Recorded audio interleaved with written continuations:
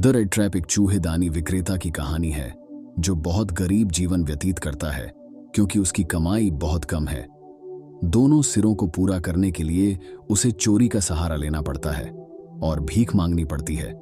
वह इस पूरी दुनिया में अकेला है और दुखी जीवन जीता है, तो वह तरह तरह के विचार बुनने लगता है। इन्हीं में से एक विचार पूरी दुनिया को एक बड़े चूहेदानी के रूप में मानने का है।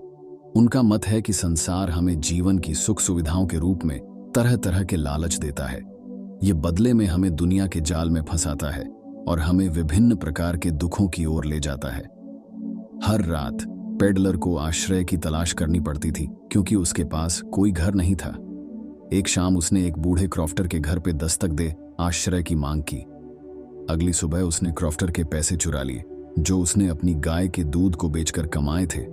अपने आप को बचाने के लिए पेडलर ने जंगल के रास्ते को चुना जो एकांत था, लेकिन जल्द ही खुद को जंगल में फंसा पाया क्योंकि वह घने जंगल से बाहर निकलने का रास्ता नहीं खोज पा रहा था। बाद में वह एक फोर्ज का रास्ता खोजता है और वहां शरण लेता है। वहां कुछ असामान्य होता है। आयरन मास्टर उसे अपना पुराना मित्र समझ लेता है और उसे अपने घर आमंत्रित करता है। बेचारा पेडलर पकड़े जाने के डर से प्रस्ताव को अस्वीकार कर देता है। जल्द ही उसे आयरन मास्टर की बेटी द्वारा आमंत्रित किया जाता है और विवश होकर उसे जाना पड़ता है। अगली सुबह जब वह नहाकर नए कपड़े पहनता है तो आयरन मास्टर को पता चल जाता है कि वह एक पेडलर है और कैप्टन स्टाल्हे नहीं। फिर भी उसे क्रिसमस की पूर्व संध्या के लिए आयरन मास्टर की बेटी द्वारा घर पर रोका जाता है।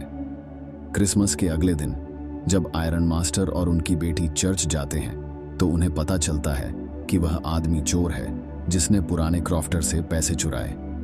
लोहे की मिल का मालिक और उसकी बेटी एक चोर को पनाह देने के लिए पछताते हैं और आश्चर्य करते हैं कि उस समय तक उसने क्या क्या चीजें चुरा ली होंगी। यहाँ एक मोड़ आता है क्योंकि चोरी करने के बजाय पेडलर आयरन मास्टर की बेटी को एक चूहा दान उपहार में देता है।